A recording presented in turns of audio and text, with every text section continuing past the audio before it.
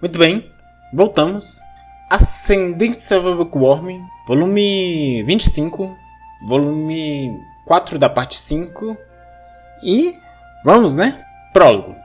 No prólogo vai falar de como os cavaleiros estavam tendo um inverno difícil e ocupado devido ao expurgo do Senhor do Inverno. É falado que a Aurélia já estava no processo de dar à luz. De forma paralela, é comentado que a outra nobre que veio de Arensbeck para se casar em Ehrenfest na mesma leva da Aurélia foi executada por colaborar com Arensbeck e ter dado seu nome para Georgine. E também é comentado que a segunda esposa do Castellet, a Trudalied, também foi de vala graças a Elvira, e nisso a Elvira faz um esforço para manter a Mine longe da Aurélia naquele período, porque ela queria ao máximo evitar que a Mine se envolvesse nesse turbilhão atual onde uma cacetada de gente estava sendo executada por uma gama bacanuda de motivos e motivações. Mas nisso também é apontado como que agora, depois do expurgo onde uma porrada de gente da ex-facção Verônica e ligada a Georgine foi de vala, os Last Gangs se tornaram o grupo de nobres mais poderosos de Ehrenfest. E é aquela coisa, quando você tá com poder, você consegue mais facilmente movimentar as peças do jogo ao seu favor, de modo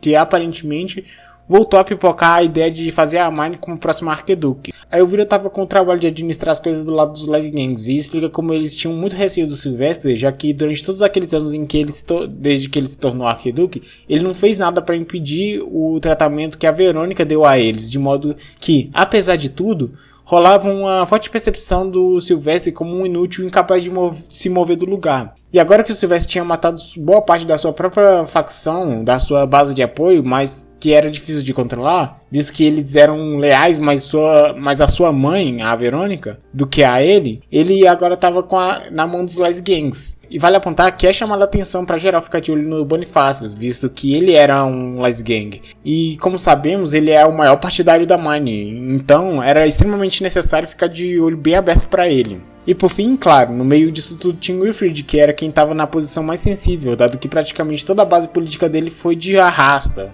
E agora as únicas coisas que sustentavam ele na posição atual era o desejo do Sylvester, do Wilfrid como próximo Arquiduque, e o noivado dele com a Mine. Mas, como a gente sabe, a nobreza tem seus jeitos de lidar com isso. Principalmente que agora ele não tinha mais uma base para proteger ele. Se ele só fosse descartado, então não teria muito que se pudesse fazer. Então o Wilfrid tá por um fio.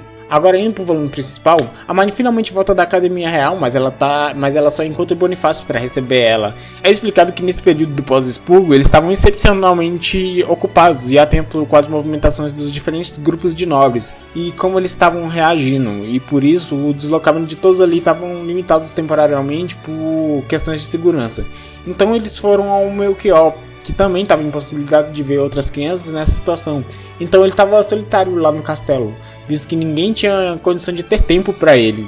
Mais tarde eles têm uma janta em conjunto, onde comemoram novamente os resultados dos alunos na Academia Real e nas provas, e é apresentado os novos atendentes que iriam servir ali no castelo. Posteriormente a Mine vai verificar as coisas que o Ferdinand tinha entregue para ela.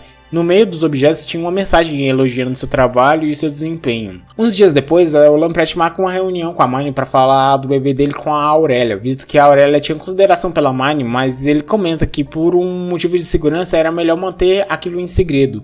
Depois a conversa vai para falar sobre o Nicolaus, o filho do Castellet, com a Trudalied, e o tratamento que ele iria receber, já que sua mãe estava presa no momento e, como sabemos, posteriormente ela vai ser executada. E isso principalmente pela Elvira não poder cuidar dele ou qualquer coisa do tipo. Então eles falam sobre as várias crianças, filhas dos nobres executados, que estavam na mesma situação. E a Mine, que se preocupa com elas, vai conversando sobre, mas o Wilfrid entra na conversa e corta a Mine, dizendo que se fosse o caso e ela quisesse discutir esse assunto de uma forma mais séria, ela deveria levar esse tópico para uma conversa com a Florência. Mas voltando ao Nicolaus, a Mine fica sabendo que ele tinha mostrado interesse em servir ela, mas ele tinha sido negado tanto pela sua própria mãe, a Trudalied, quanto pelos seus irmãos. Mas a Mine pede para ter uma conversa em particular com ele para ver que tipo de pessoa ele era, já que os dois nunca tinham se encontrado e ela quer decidir o que fazer. Nos dias que seguiram, todos se reuniram para uma conversa, onde finalmente é anunciada a gravidez da Florência. Também é comentado sobre o expurgo e também como o Bonifácio, em especial, não estava botando fé no suicídio do Gibi Girlac. E por isso eles pedem a ajuda do Matias, do Lorenz e da Muriela dela, nesse caso, para que eles colaborassem nas investigações das suas famílias e as coisas que foram deixadas por eles, já que tinham coisas que só eles poderiam ter acesso por questões de parentesco e registro familiar. Então vem uma conversa onde é dito que de agora em diante, devido ao expurgo e outros fatores, Herrenfest ia reduzir o passo e repensar sua posição no ranking dos ducados, ou até descer algumas posições para reduzir e se ausentar mais do cenário da política interducal. O que deixa a Marnie frustrada, já que isso joga no lixo todo o trabalho que ela vinha tendo com os alunos de Herrenfest na Academia Real. E ainda mais, é falado para Marnie reduzir o passo e parar de se destacar na Academia Real e ter um bom desempenho lá, para evitar que as pessoas achassem que ela com aquilo ainda estava almejando o posto de Albi, o que novamente é um outro baque na Marnie. Também vem uma conversa sobre a Marnie assumir os trabalhos da Florência enquanto ela se prepara para o parto dela, sem contar que a Marnie deveria focar agora em melhorar suas habilidades de socialização, visto que ela iria ser mais necessária na hora de lidar com os nobres e as fricções entre eles. A Marnie tenta argumentar que tinha coisas mais necessárias para ela, como o templo, os mercadores, mas eles tratam aquele assunto como sendo de menor importância e que eles deveriam ser ignorados por enquanto. A Charlotte, que estava acompanhando a situação, tilta vendo isso e começa a apontar as contradições ali, e como tudo estava caindo nas costas da Marnie, para ela resolver e ela que se virasse, enquanto ela, a própria Charlotte, que era da família principal, não estava sendo tão pressionada quanto a Marnie, que era a única ali entre os irmãos que conseguia lidar com os assuntos interducais. E ainda aponta que daquele jeito eles não iriam conseguir performar a reforma do distrito de Grushel, que estava agendado há muito tempo. Ela começa um discurso de como se eles postergassem a reforma de Grushel, Herrenfest não ia poder receber mais mercadores nos próximos tempos, visto que o Distrito Central já estava abarrotado. E a Charlotte disse que se fosse o caso, o Sylvester simplesmente não ia poder fazer negócio na próxima conferência arquiducal, o que iria gerar um grande constrangimento ao ducado. A Marnie, ao ouvir isso, bola uma solução em que o Sylvester iria ficar à frente para assumir a culpa caso desse errado. O problema em postergar a reforma de Grushel é que iria, por consequência, atrasar a produção da nova mobília da cidade. E a Marnie fala de resolver isso, pegar a mobília da Casa dos Nobres Mortos e já ir encomendando a mobília que falta previamente em outras áreas do ducado. E chegada a essa conclusão, a Marnie tinha se livrado de uma parte do trabalho, mas agora ela tinha outra, o que no final deixa Charlotte mal visto, que ela tinha protestado justamente para tirar a carga da Marnie. Mas a Marnie, nisso tudo, de propor a solução, tinha novamente puxado o trabalho para si. Mas o ponto nisso era que as negociações com os mercadores eram feitas usando o tempo como base, e a Marnie iria comandar elas e, por consequência, iria poder ficar lá, o que era o que ela mais queria nessa situação. E no fim de tudo, o Melchior pergunta como ele poderia ajudar naquela situação e tal, e a Marnie fala que ele poderia ir com ela para aprender o funcionamento do templo, já que daqui a 3 anos ela iria deixar o cargo de bispa e ela precisava de alguém para assumir o lugar dela, de modo que não fosse desfazer tudo que ela tinha construído lá. Então fica acertado que a Marnie iria tomar conta do Melchior e de seu treinamento e o treinamento de seus atendentes que iriam acompanhar ele no templo. E no final da reunião, todo mundo, fora o Melchior, tá meio insatisfeito com as conclusões daquela reunião e o rumo que as coisas tinham tomado. E as coisas ficam mais tensas quando o Bonifácio chega pra Marnie e fala que ela precisava era de mais trabalho no castelo e que se ela precisasse de ajuda era só chamar ele. E nem preciso dizer como essa frase podia ser entendida, né? Dado o contexto inicial que eu dei e como a galera novamente estava levantando a bola da Marnie como próxima arquiduquesa. Mas a Marnie responde que se ele quisesse ajudar ela, era só ele achar um jeito dela nunca sair do templo mesmo após ficar de maior, o que faz o Bonifácio sair da sala insatisfeito. A Marnie sai da sala e já começa a pensar nos preparativos para que o Melchior participasse das atividades do templo, e nisso o Hatmilt aproveita para comentar da brusca redução no número de padres azuis, de modo que o funcionamento do templo estava em perigo. E a Marnie, ao ouvir isso, já vai considerando soluções. Uma delas a curto prazo era suprir por si a falta de mana, e a médio e longo prazo usar as crianças nobres no orfanato para fazer essa suplementação de mana, o que era uma boa ideia, mas ainda precisava ser discutido com o Sylvester para acertar os pormenores.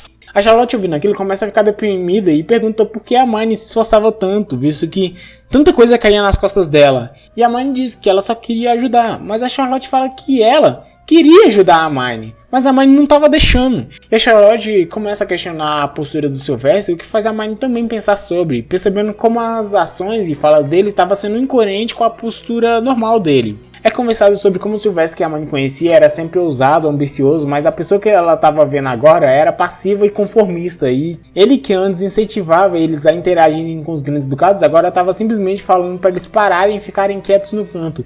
Ele que ficava incentivando eles a subir nos rankings dos ducados e melhorar seu desempenho, agora estava falando para eles parar e descer no ranking. E com isso as duas concluem que tinha algo esquisito nisso. E para resolver isso, ela fala que era necessário entrar em contato com os Lys Gangs, já que toda a base de argumentação do Sylvester foi em torno de evitar conflito com os Lys Gangs. Então a Hermione decide fazer uma reunião com seus atendentes, porque eram Lys Gangs, para tentar descobrir do que se tratava o assunto. Na reunião que a Hermione montou, ela percebe que agora os Lys Gangs era a facção mais forte de Herrenfest e que por isso eles conseguiam exercer muita pressão no Sylvester, e descobre que com a mudança de postura do rei em relação ao templo, devido aos rituais que a Hermione fez recentemente na Academia Real e tal, isso por consequência também mudava o status da Hermione na avaliação política e pública das coisas, visto que ela ser do templo era a mancha na reputação dela, já que ela teoricamente tinha como grande defeito ter sido criada no templo, ou seja, com isso não sendo mais um problema, ela ganhava mais força para assumir como próxima governante. E é esclarecido que a Florência estava fazendo tanta questão da Hermione na socialização porque estava sendo cobrada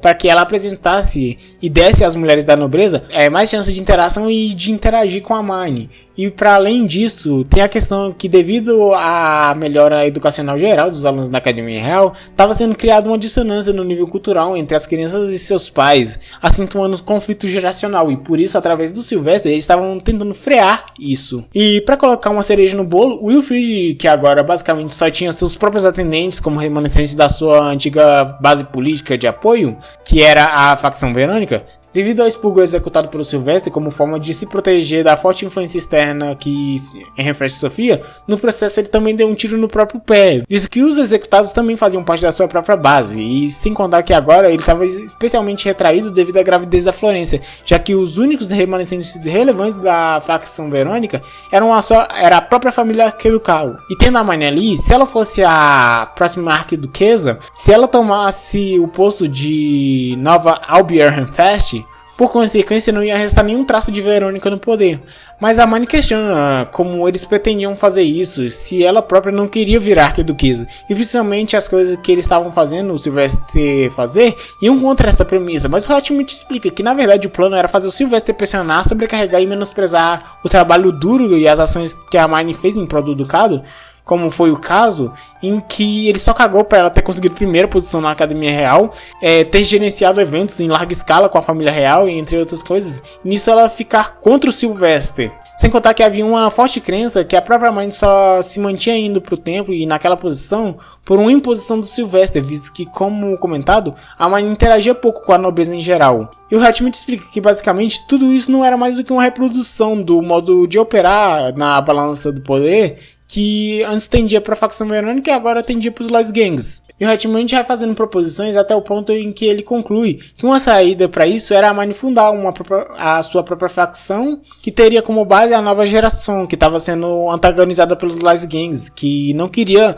que o ducado fosse para frente, já que do jeito que tá bom pra eles. E ele termina apontando que se não fosse o caso e a Hermione não quisesse o trabalho de fundar e chefiar uma nova facção, ela poderia passar essa tarefa por Wilfrid, que no momento era quem mais precisava de apoiadores. E chegando a essas informações e essas conclusões, a Hermione repassa uma parte delas para Charlotte, que estava aflita com tudo aquilo, e por fim ela vai para uma reunião com o Sylvester, na qual o Bonifácio também estava presente para vigiar. E nela a Hermione fala sobre os preparativos para levar o Melchior para o templo, enquanto ela tenta convencer o Bonifácio que o templo não era tão ruim quanto ele achava. Nisso a Hermione fala de cuidar das crianças e dos nobres na sala de jogos do castelo e fala dos benefícios de não abandonar elas lá até que seus pais ou quem quer que seja vá até elas. E isso principalmente nesse momento em que os recursos humanos estavam escassos no ducado. E no decorrer da conversa, a Hermione deixa claro que ela sabia que o Bonifácio estava lá para vigiar ela e o Sylvester, e fala que ela tinha descoberto que o Sylvester estava sendo conduzido àquela postura, e comenta que o Wilfrid também estava na mesma posição, o que nem o próprio Sylvester estava sabendo. E por fim, fica claro que o Bonifácio também não tinha toda essa informação e que tinha muita coisa escapando a ele também. e o Wilfried tinha recebido suas próprias tarefas dos Slice Gangs. E com esse jogo aberto, a atenção no lugar cai, visto que o Bonifácio deixa claro que ele não queria o mal de ninguém ali e que só queria cuidar da Mine. E é esclarecido que ele estava com um jeito tão assustador e opressivo anteriormente porque ele era assim naturalmente. Seguindo, a Mine fala sobre o processo de substituição dos Gibbs que foram mortos, mas principalmente eles falam sobre o Sylvester ter um casamento, uma segunda esposa, assim adotando um curso de ação no estilo de Dunkerfelge, em que a primeira esposa cuida dos assuntos externos do ducado, da diplomacia e tal, enquanto a segunda esposa serve para cuidar dos assuntos internos do ducado, e fala que essa esposa poderia ser de Lice Gang para tentar dar uma acalmada nas coisas. E no meio dessa conversa, a Brunilde, a atendente da mãe, dá um passo à frente e se apresenta como sendo uma ótima escolha e candidata a ser segunda esposa do Sylvester.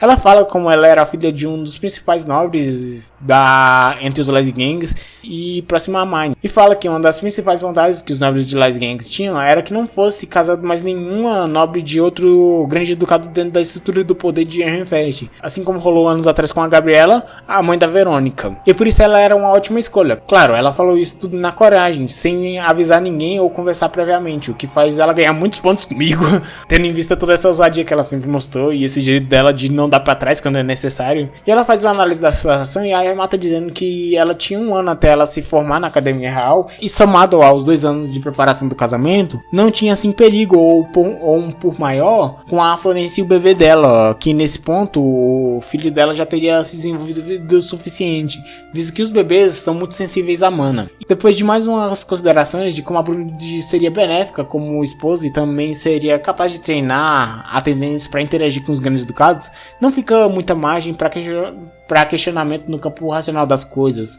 do porquê ela seria uma boa segunda esposa. E indo pro lado pessoal, quando questionada, a Brunilde, que atualmente era a mais velha e por isso a sucessora como a próxima senhora de Grushel, fala que sim, ela em teoria era a próxima senhora de Grushel, mas ela fala que isso não era mais realidade a partir do momento em que seu pai recentemente tinha conseguido um filho homem.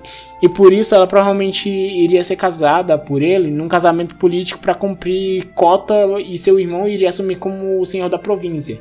E esse também é um dos motivos dela fazer aquilo, que era basicamente ela agir para decidir seu futuro por si, antes que fosse feito isso sem a opinião dela. E ao fim desse tópico, chega um Rodananzo que comunica que o Matias, enquanto olhava as coisas do pai dele, concluiu que ele não morreu de fato, então a galera vai resolver essa questão e a magnifica. A Mine discute com a ajuda da Brunilde os preparativos dela, e a Riada pede a Mine para deixar o posto dela de atendente-chefe para poder se juntar ao Sylvester, que estava no momento precisando de ajuda e de gente confiável. E seguindo, a gente vai com a Mine para uma reunião com toda a nobreza do ducado, onde é falado, assim como nos anos anteriores, das conquistas dos alunos na Academia Real e do que eles fizeram. E entre várias coisas, a galera que ainda não sabia do fato se expandou com a informação da nobreza, está reavaliando o valor do templo e dos rituais religiosos e fala da questão do ganho de mais bênçãos. E junto a isso vem o anúncio do Sylvester que ele iria mandar o Melchior pro templo para substituir a Mine lá. E por fim ele fecha o encontro com o anúncio do seu noivado com a Brunilde. A Mine então pega o Melchior e as crianças da Playroom e leva elas pro templo. Lá ela faz o teste do escudo de Schwarzaria e apresenta elas a todas as crianças e os atendentes do templo. A essas crianças é planejado posteriormente dar elas a escolha entre quererem continuar a viver no templo ou ir morar no castelo. E nisso, a Mine apresenta o lugar e em seguida vai pro orfanato para essas crianças poderem escolherem seus atendentes ali. E nisso a Mine conversa e é informada de toda a atenção que o Hatmute dava pro orfanato. E de como Conrad e o Dick estavam ajudando as crianças no processo de socialização ali. Sem contar que é comentado como a Adélia estava ajudando muito eles. A gente então descobre que o irmão do Lawrence tinha sido mandado também pro orfanato. E após isso, a Mine tem uma conversa com geral para incentivar as crianças a continuarem a trabalhar duro, falando dos benefícios delas poderem ver coisas ali que elas não veriam como nobres e que isso poderia ajudar elas no futuro. De volta ao castelo, a Mine vai até o Sylvester para discutir a falta de gente pro ritual e que o Melchior só ia poder ajudar no ritual no ano seguinte. E nisso é decidido que o Wilfried e a Charlotte iriam colaborar aquele ano. A Hermione recebeu uma carta mandada pelo Ferdinand falando que ele iria fazer oração de primavera em Ironsbeck, já que eles estavam com uma grande falta de mana lá. E ele ainda não era um contribuinte da fundação, visto que ele ainda não era casado em Ironsbeck. E na carta ele comenta que iria levar a Letícia junto no ritual para evitar que durante esse período em que ele ficasse fora pro ritual, alguém tentasse contra a vida dela. Além disso, na carta do Ferdinand para Hermione, ele fala dos resultados dela com relação ao ritual de ganho de proteções divinas na Academia Real e tal.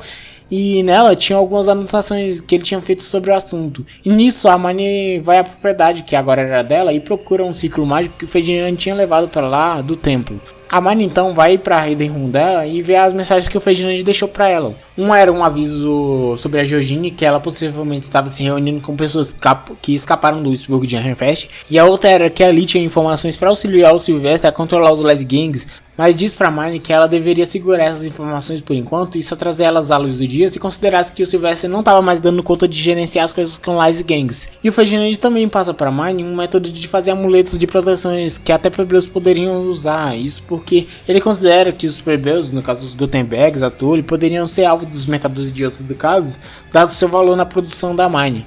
E ao fim da mensagem, ele parabeniza a Hermione pelo trabalho duro dela. Voltando, a Hermione vai à sala de orações com seus atendentes e a Angélica fica como cobaia do teste sobre o reganho de proteções divinas. E após concluir o que deu certo, todos são colocados em ordem para quem tinha interesse refazer o processo de ganho de proteções divinas. Sem contar que a Hermione manda avisar o Bonifácio disso para tentar fazer ele ir no templo. Depois a Hermione vai para o laboratório para preparar uns amuletos, tanto para os seus atendentes quanto para sua família, além dos Gutenbergs. Então chega o Hatchmute e em seguida o Cornelius, e ambos falam que tinham recebido novas proteções divinas, e principalmente o Matias, que tinha jurado a Hermione, diz que tinha recebido proteções de todos os elementos principais de mana, assim como tinha sido o caso do Roderick, e assim reforçando a teoria sobre a jura de nome. A Hermione tinha chamado a Elvira pro templo e recebe a notícia que o Bonifácio também estava vindo junto a ela. E com a Elvira lá, a Hermione transfere o juramento da Muriela pra Elvira. E quando é feito o teste, descobre que a Muriela tinha deixado de ter todos os elementos de mana. E pra fazer um ponto aqui, o Damuel recebeu a proteção de mais deuses, que se encaixou de uma forma linda, cômica com ele, visto que ele recebeu a proteção da deusa do casamento, do tempo e da separação. A vida tá foda pro Damuel.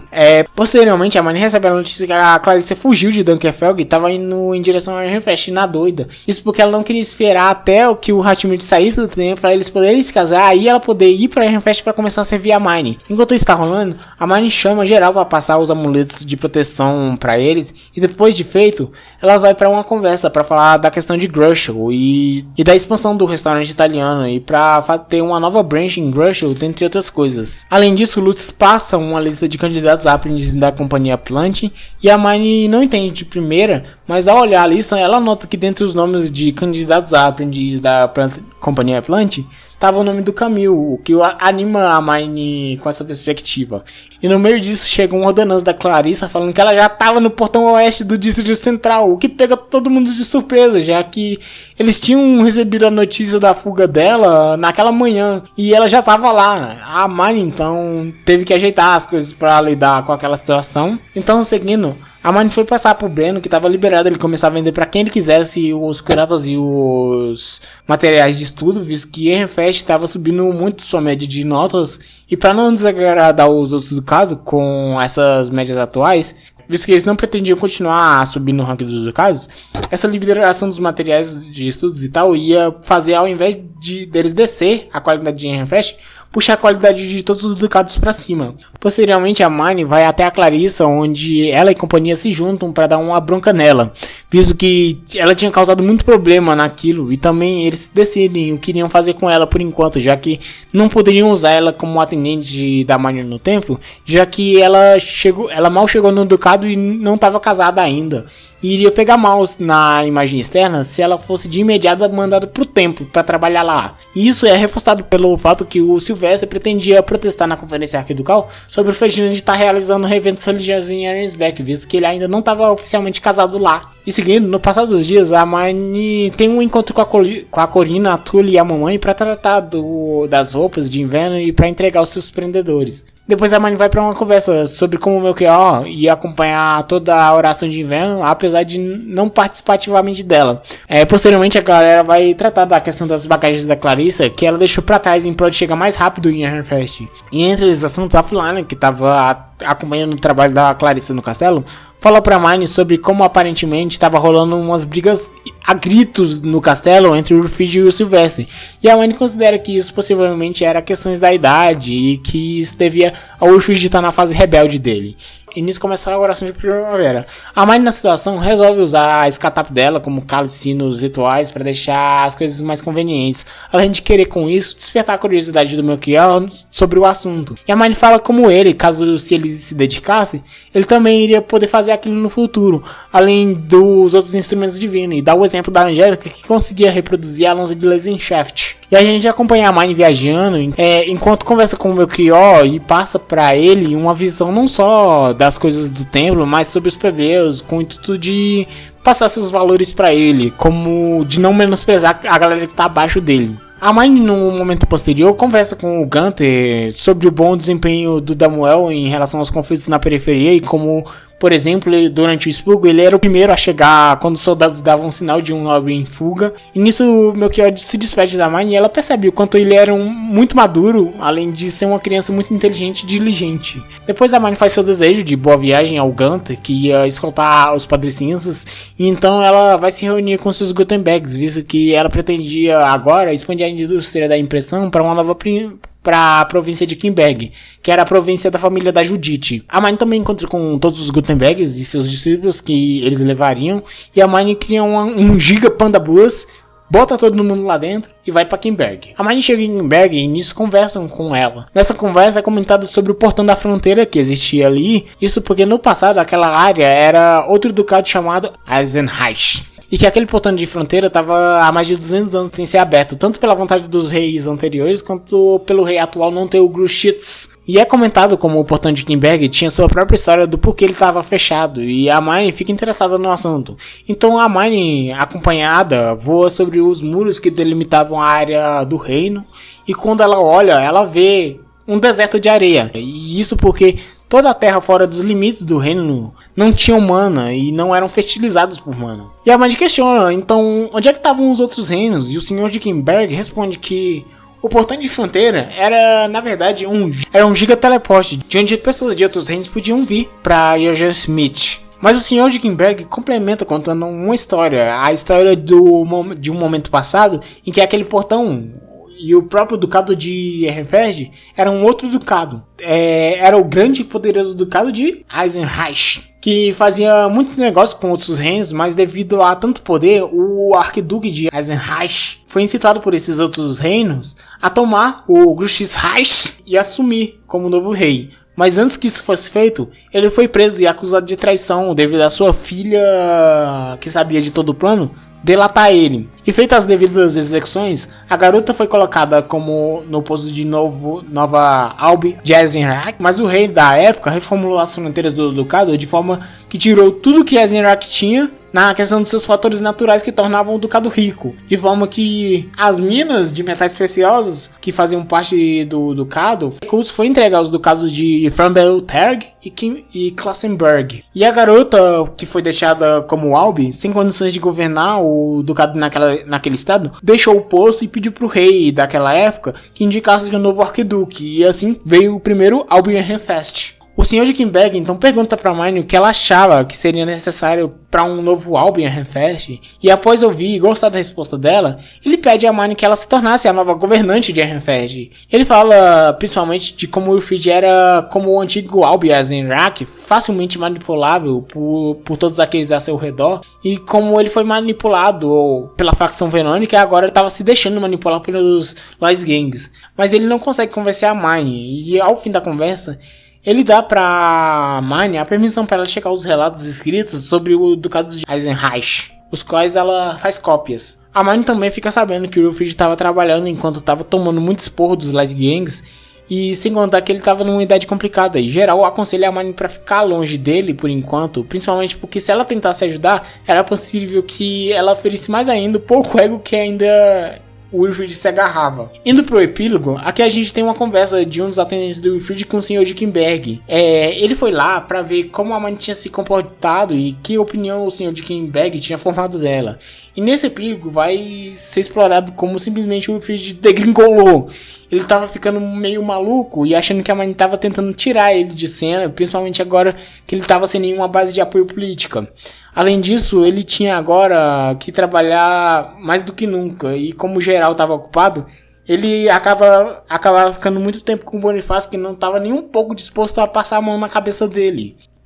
E é comentado como o Wilfrid estava se tornando desconfiado e incapaz de refletir e escutar seus arredores. E a conclusão da conversa é o Sr. Dickenberg aconselhando o garoto, que era o atendente do Wilfrid, a auxiliar o Wilfrid e, se fosse o caso, reunir conteúdo e apresentar ao Sylvester, atestando a incompetência do Wilfrid, de modo que ele fosse retirado da posição de candidato a arquiduque. E fala que, até que fosse o caso, ele deveria ajudar e apoiar seu Lorde no que pudesse. E com isso finalizamos o volume 3 da parte 5 de Ascendência Bookworm. Mais um volume terminado. Obrigado a todos que escutaram e nos vemos no próximo. Falou! Eisenach.